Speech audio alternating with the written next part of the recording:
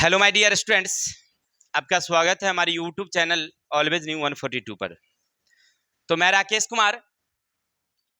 उम्मीदों के दिए बुझाया नहीं करते, दूर हो मंजिल पर पांव डगमगाया नहीं करते।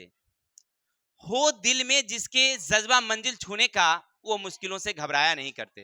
यानी कहने का अर्थ है कि जिन जिनके दिलों में जिनके दिलों में मंजिल को छूने की एक जज्बा होती है ना, वो कभी मुसीबत से घबराया नहीं करते हैं। चलते हैं। तो आज हम लोग पढ़ेंगे क्लास टेंथ हिंदी का चैप्टर नंबर 3 है, जिनका नाम है भारत से हम क्या सीखें। इसके बारे में हम लोग पिछले दिन चैप्टर के बारे में पढ़े थे कि जो हमारी मैक्स मूलर साहब हैं, वो भारत के बारे में क्या क्या बतलाया है। तो आज हम लोग चलेंगे क्वेश्चन के बारे में, देखेंगे कि क्या क्या क्वेश्चन है इससे। चलिए फटाफट देख लेते हैं। क्वेश्चन नंबर 1 कह रहा है, समस्त भूमंडल में सर्विस संपदा और प्राकृतिक सौंदर्य से परिपूर्ण देश भारत है। लेखक ने ऐसा क्यों कहा है? लेखक ऐसा क्यों कहा? तो लिखेंगे, लेखक को भारत से काफी प्रेम है। भारत से उनकी बहुत ही निष्ठा, अगाध प्रेम है, जिसके कारण जब वो भारत आते हैं तो भारत में देखते हैं कि प्रकृति की जितनी भी विधाएं हैं, मिट्टी की जितनी स्थलाकृतियां हैं, सब भारत में है। तरह तरह की वनस्पतियां हैं, अन्य प्रकार की दंत कथाएं हैं। यानी कुल मिलाकर के अगर देखा जाए तो दुनिया के जितने देश हैं उनमें सबसे सुंदर अगर प्राकृतिक घटा वाला कोई देश है तो वो क्या है? भारत है। तो आप लिखेंगे कैसे? मैक्स मूलर जब भारत की भूमि पर आए तो उनको यहाँ धरती का स्वर्ग जैसा महसूस हुआ। यहाँ के इतिहास, रहन सहन, रीति रिवाज, भाषा, साहित्य, पुरातत्व इत्यादि को जब उन्होंने देखा तो काफी आनंदित हुए। साथ ही साथ उन्हें समस्त भूमंडल में, दुनिया के जितने देश हैं ना, लाइट जलाओ, थोड़ा सा अंधेरा है, तो समस्त भूमंडल में सबसे सुंदर अगर कोई देश नजर आया तो कौन सा था? वो भारत। किसी को दिक्कत? चलते हैं नेक्स्ट नंबर क्वेश्चन।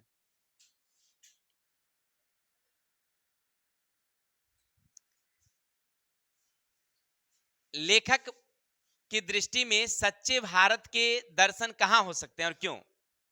तो लेखक भाषण में कहते हैं कि हम में से और आप में से कुछ लोग भारत जरूर गए होंगे, लेकिन आप भारत गए होंगे तो भारत में क्या देखा?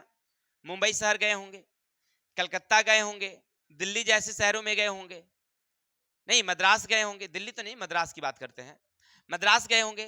लेकिन अगर सच्चे अर्थों में भारत अगर देखना चाहते हैं तो जाइए भारत के गांवों में। जब गांव में जाएंगे तो गांव की रीति रिवाज, गांव की परंपराएं, वहां के लोगों का रहन सहन, जब ये सब आप देखेंगे ना तो आपको लगेगा कि भारत क्या है।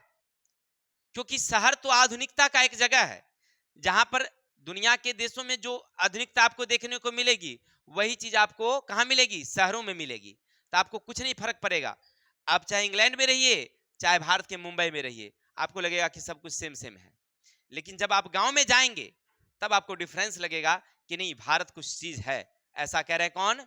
Max Muller. अर्थात अगर सच्चे अर्थ में भारत का दर्शन करना चाहते हैं तो भारत के गांवों में जाइए। ठीक है, चलिए आगे चलते हैं। क्वेश्चन नंबर नेक्स्ट, भारत को पहचान सकने वाली दृष्टि की आवश्यकता किनके लिए वांछनीय है, क्यों? यानी लेखक ने ऐसा क्यों कहा कि भारत को पहचानने वाली दृष्टि वांछनीय होनी चाहिए? क्योंकि अभी भाषण वो इंग्लैंड में दे रहे थे। तो इंग्लैंड में जब वो दे रहे थे ना, तो वो कहते हैं कि आप में से कोई यहां से वायसराय बन करके जाएगा, आप में से कोई जब भारत जाएंगे तो भारत की जो प्राकृतिक घटा है, छटाएं हैं, उनकी जो सुंदरता है, वहां की जो रीति रिवाजें हैं, वहां की जो भाषाएं हैं, उसमें हेर फेर मत करिएगा। क्योंकि वो दुनिया का सबसे सुंदर, सबसे अच्छी चीजें हैं। और आप जब जाएंगे तो हेरा फेरी कर देंगे तो सब गड़बड़ हो जाएगा। यानी उन लोगों को समझा रहे हैं जो भारत आएंगे और भारत में रीति रिवाज को बदलने चाहते हैं या बदल सकते हैं, उनके लिए वो कह रहे हैं। फिर समझते हैं, भारत को पहचान सकने वाली दृष्टि किनके लिए आवश्यक है? तो उनके लिए आवश्यक है जो भारत आने वाले हैं, कौन, इंग्लैंड से भारत आने वाले जो लोग हैं और भारत में आकर के और भारत की जो रीति रिवाज है, यहाँ की जो परंपराएं हैं, उसको वो बदल सकते हैं, इनके लिए वांछनीय है। इसलिए क्योंकि जब वो आएंगे तो भारत में बदलाव लाएंगे, और जब बदलाव लाएंगे तो हमारी जो पुरानी रीति रिवाजें हैं, परंपरा है, वो समाप्त हो जाएगी। तो पहले वाला भारत भारत नहीं रह पाएगा। ठीक है, इसीलिए कहते हैं कि जब आप जाएंगे ना, तो आप थोड़ा सा ध्यान रखिएगा कि भारत की जो परंपरा है ना, उसको बनाए रखिएगा। ठीक है, आप अभी नहीं, आगे और भी पढ़ेंगे ऐसे कि जब भारत यानी हमारे देश की जो परंपराएं थी, गांव की जो परंपराएं थी, वो सब एक अलग रहती थी। गांव में लोग पंचायती किया करते थे, झगड़ा का, पंच परमेश्वर उनको कहा जाता था। कहते थे वो जो कर देंगे वही फैसला होगी। क्या साथ ही साथ ये भी होता था कि लोग घर में पुरुष जब जाते थे, तो घर में जब औरत हुआ करती थी, तब पहले तो पुरुष जाते नहीं थे, और जाते थे तब पहले खांस करके जाते थे, खराम बजा करके जाते थे। इससे पता चल जाता था कि हम आ रहे हैं, सावधान हो जाइए। क्या लेकिन अब शहरों में ये सब देखने को नहीं मिलता है। क्या एक ही टेबल पर उधर से पतहू भोजन कर रही है, एने से ससुर जी बैठे मार रहे हैं टपाटप। देखिए, ये भी कह रही क्या हुआ, ये हमारे गांव की परंपराएं नहीं थी, भारत की परंपरा ये नहीं थी, भारत की परंपराएं कुछ और थी। ये तो आधुनिक परंपरा हो गई है। यही सबको कहते हैं कि खोना नहीं चाहिए। ठीक है, केले के पात पर भोजन जो करने का आनंद है ना, वो एक अलग अनुभव है। देखिए, भोज जो होता है, आजकल देखे होंगे वो आधुनिकता वाला भोजन, वो टेबल टेबल लगल रहता है और लोग प्लेट ले लेके मांगते घूमता है। अरे अरे यार, आपके यहाँ अतिथि आए हैं, मेहमान हैं, तब मेहमान को भाई इज्जत से बैठा के खिलाइए। भिखमंगा की तरह मंगा मंगा के खिला रहे हैं, बताइए। ये यही यही चीज कह रहे हैं मैक्स मुलर चीज, कि जो हमारी रीति रिवाजें हैं ना, उसको थोड़ा सा, ठीक है ना, वो बेटर को ना दे करके 10 मोहल्ले के लोग रहेंगे, एक आइटम मिठाई बढ़ जाएगी, खाने वाले को भी आनंद आएगा खाने में, और परोस परोस के पूछ पूछ के खिलाया जाएगा। नहीं, लेकिन नहीं, हम लोग आधुनिकता की ओर में चले गए हैं, कर दिए, आइए और भिख मंगा की तरह मांग मांग खाइए। That's all. तो यही सब को कहते हैं कि आप ये सब बदलिए नहीं। कौन कह रहे हैं? मैक्स मुलर जी। अब आगे चलेंगे, उस जमाने में नहीं था लेकिन बता रहे हैं एक तो। अब आगे, लेखक ने किन विशेष क्षेत्र में अभिरुचि रखने वालों के लिए भारत प्रत्यक्ष ज्ञान का आवश्यक माना है? तो लिखेंगे लेखक के अनुसार यानी मैक्स मुलर के अनुसार, आप चाहे कोई भी विषय के स्टूडेंट हैं, इतिहास के स्टूडेंट हैं तो वहां पर पुरानी से पुरानी ग्रंथें पड़ी हुई है, भूगोल के स्टूडेंट हैं, जम्मू कश्मीर से कन्याकुमारी तक विशाल भारत आपको स्वागत के लिए इंतजार कर रही है। अगर आप पुरातत्व के स्टूडेंट हैं, आप सिक्के के स्टूडेंट हैं, राजनीतिक विज्ञान के हैं, इतिहास के, चाहे किसी भी विषय के हैं, हर विषय के लिए प्रत्यक्ष ज्ञान का केंद्र अगर कोई देश है तो क्या है? भारत। ठीक है, मैक्स मुलर के अनुसार आप चाहे किसी भी विषय के स्टूडेंट हैं, चाहे वो राजनीति विज्ञान हो, इतिहास हो, भूगोल हो, पुरातत्विक, कोई भी क्षेत्र के, इसके लिए क्या है प्रत्यक्ष ज्ञान का केंद्र? भारत। आगे चलते हैं। लेखक ने वारिंग हेसिंगटन से संबंधित किस दुर्भाग्यपूर्ण घटना का हवाला दिया है और क्यों?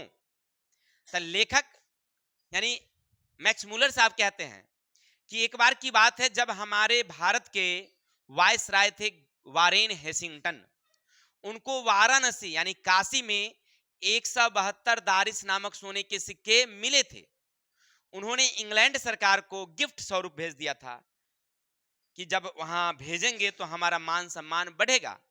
लेकिन दुर्भाग्यपूर्ण, इंग्लैंड सरकार उसके महत्व को नहीं समझी कि एक पुरातत्व है, प्राचीन चीज की धरोहर है, और उसको क्या कर दिया? उन्होंने गला दिया। इस घटना का हवाला देते हुए उन्होंने कहा है कि ये भारत की एक पुरातन चीजें थी जिसको गला दिया गया है, ऐसी घटना अब कभी ना हो, इस बात का ख्याल रखिए, क्योंकि पुरातन चीजें क्या हो जाएगी? नष्ट हो जाएगी, जिसको बनाने में तो भाई कितनों आप मेहनत करेंगे वो पूरा नहीं हो सकता है। जैसे देखिए ना, दिल्ली में बहुत सारे हमारे मुगल वंश के बहुत सारे क्या कहते हैं उसको महल बने हुए हैं, जिसमें ताजमहल का भी आप नाम ले सकते हैं, इसके अलावे बुलंद दरवाजा है ना, तो बहुत सारे महल हैं। अब क्या वो ऐसा बनाया जा सकता है क्या? मेरे ख्याल से वो दोबारा संभव नहीं है। अगर अंग्रेजी सरकार उस समय होती और वो अगर तोड़ दी होती ताजमहल को, तो क्या होता? क्या ताजमहल देखने को मिलता? ज्यादा से ज्यादा हम फोटो में देख सकते थे। यानी वो पुरातन चीजें, वो धरोहर हमारे लिए एक अमूल्य धरोहर है। यानी हमारे जो मैक्स मुलर जी कह रहे हैं कि वो जो घटना हुई, ऐसी घटना अब कभी ना हो, इस बात का ख्याल रखिएगा। किससे कह रहे हैं ये? जो इंग्लैंड से भारत आने वाले अधिकारी हैं, उनको भाषण के माध्यम से समझा रहे हैं। आगे चलेंगे। लेखक ने नीति कथाओं के क्षेत्र में किस तरह भारतीय अवदान को रेखांकित किया है? लेखक कहते हैं कि हमारे देश में जो नीति कथाएं हैं वह हमारी परंपरा को जोड़ती है। जैसी हमारे रीति रिवाज हैं वैसी ही हमारे यहाँ किस्सा कहानी हुआ करती है।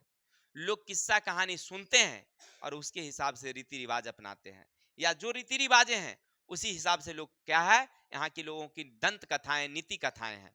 यानी कहने का अर्थ है कि भारत की जो परंपरा है, वो रीति रिवाजें हैं, वो सब हमारे यहाँ किसके रूप में है? कथा के रूप में है। लोग कथा में, किस्सा में अपनी अपनी बातों को बतला करके, और वो मतलब भारत की जो परंपरा है उसको बतलाने की कोशिश करते हैं।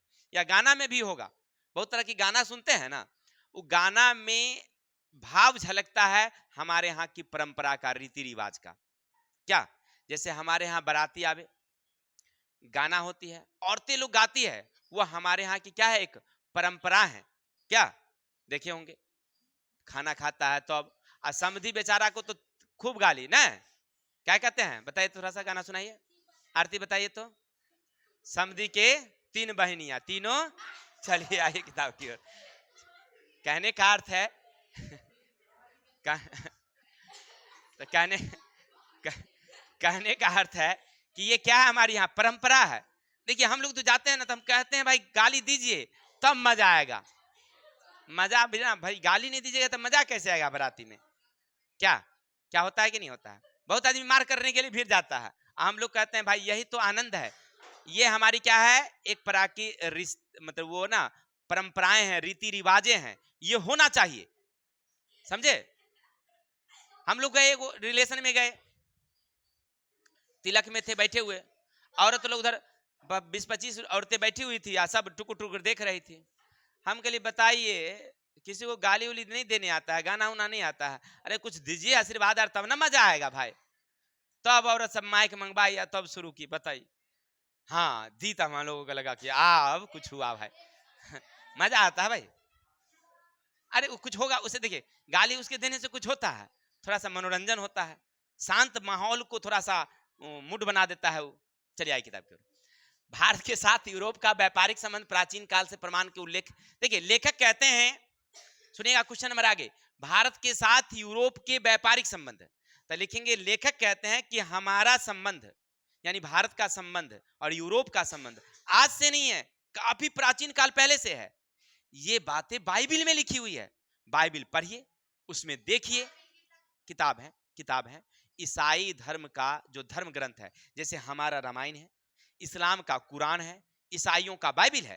कहते हैं आप बाइबिल पढ़िए और बाइबिल में देखिए, लिखा हुआ है कि भारत से हम लोग मसाले, मोर, हाथी, बंदर, पशु, पत्थर इत्यादि का व्यापार करते थे। और आज नहीं है, यहाँ से कीमती कीमती पत्थर, वो सब ना, जैसे रूबी है, पन्ना है, मणिक है, हीरा है ना, ये सब ले जाता था हमारे यहाँ से, ठीक है ना। तो ये सब का व्यापार हम लोग करते थे, किसके साथ? यूरोप के देशों के साथ। यानी हमारा व्यापारिक संबंध आज नहीं है, प्राचीन काल से है। ये बात कहाँ लिखा हुआ है? बाइबिल में लिखा हुआ है। ये बात कौन बता रहे हैं? मैक्स मुलर जी। आगे चलेंगे।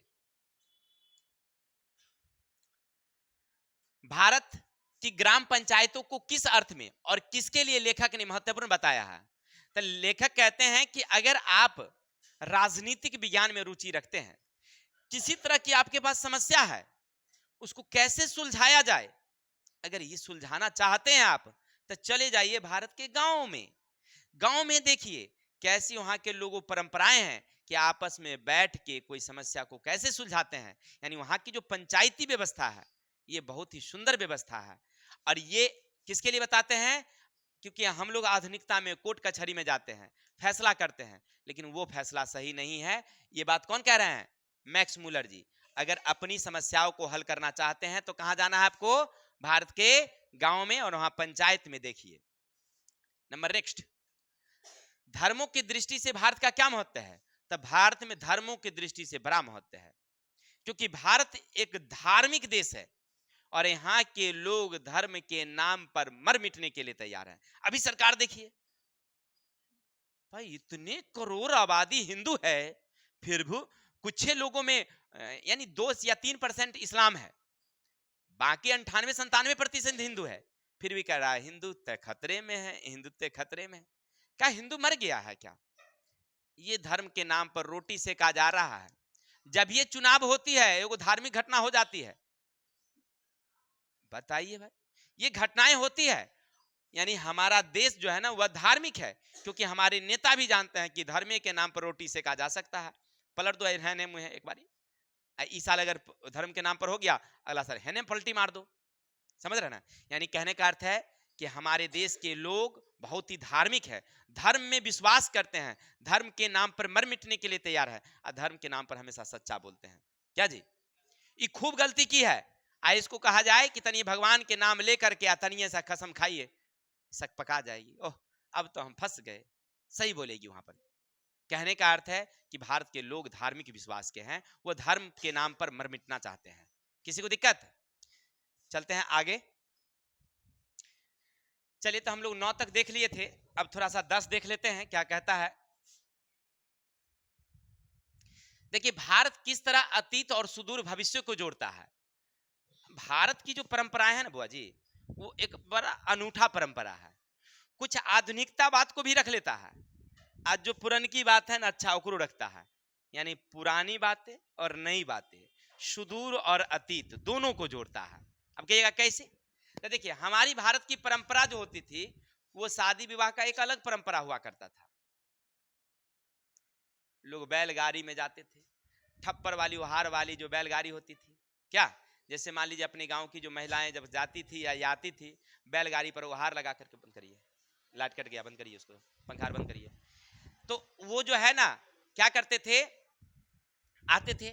लेकिन अब आधुनिकता देखिए, पंखा बंद करिए, आधुनिकता देखिए, सब कुछ क्या हो गया, बदल गया है। तो हम लोग आधुनिकता को भी अपना लिए हैं, अब पुरानी बातें चीज को भी क्या है, अपनाए हुए हैं। अर्थात अतीत और सुदूर दोनों को जोड़ती है। ठीक है? लेकिन ये भारत की जो परंपराएं हैं वो पुरानी भी है और नई भी है।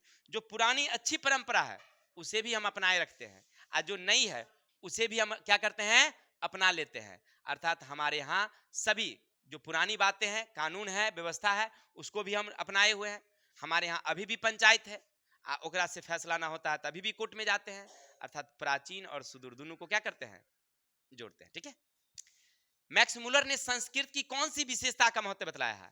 तो लिखेंगे लेखक के अनुसार संस्कृत एक ऐसी भाषा है जो बहुत ही सुंदर है। खास करके भारत के जितनी परंपराएं हैं, जितनी धार्मिक किताबें हैं, और भारत के बारे में अगर आप जानना चाहते हैं तो संस्कृत में ही एक ग्रंथ है जिसको जब पढ़ेंगे तो आपको भारत के बारे में जानने का मौका मिलेगा। साथ ही संस्कृत एक ऐसी विषय है, आप कितनों देर पढ़ लीजिए, आपको मन थकने वाला नहीं है, उबाऊ नहीं होगा। अगर आपको पढ़ने आता है तो, अब नहीं पढ़ने आएगा तो थकान महसूस होबे करेगा। लेकिन अगर आपको पढ़ने आता है संस्कृत तो कितनों देर पढ़िए, आप थकिएगा नहीं, ऐसी संस्कृत है। यानी कहते हैं कि संस्कृत में प्राचीनता तत्व की भली भांति सुरक्षित है, और यह भाषा के अन्य भाषाओं के बारे में जानने के मजबूत महत्व है। यानी कि दूसरी भाषा को भी अगर आप जानना चाहते हैं तो संस्कृत पढ़िए। अब आगे कह रहे हैं लेखक वास्तविक इतिहास किसे मानता है? तो लेखक वास्तविक इतिहास मानते हैं कि भारत के इतिहास को उन्होंने वास्तविक इतिहास माना है, क्योंकि भारत जो है ना वो प्राचीन चीजों को आज भी अपनाए हुए है, प्राचीन चीजों को आज भी अपनाए हुए है। ये भारत की जो इतिहास है वो सबसे प्राचीनतम इतिहास है। लेखक क्या लिखेंगे? लेखक मैक्स मुलर के अनुसार जो भारत की इतिहास है वह सबसे प्राचीनतम इतिहास है। क्योंकि भारत आज भी इन प्राचीन इतिहासों को अपनाए हुए है। 10 रुपए के 4 को। चलिए आगे चलते हैं। सब दुकानदारी कर रही है।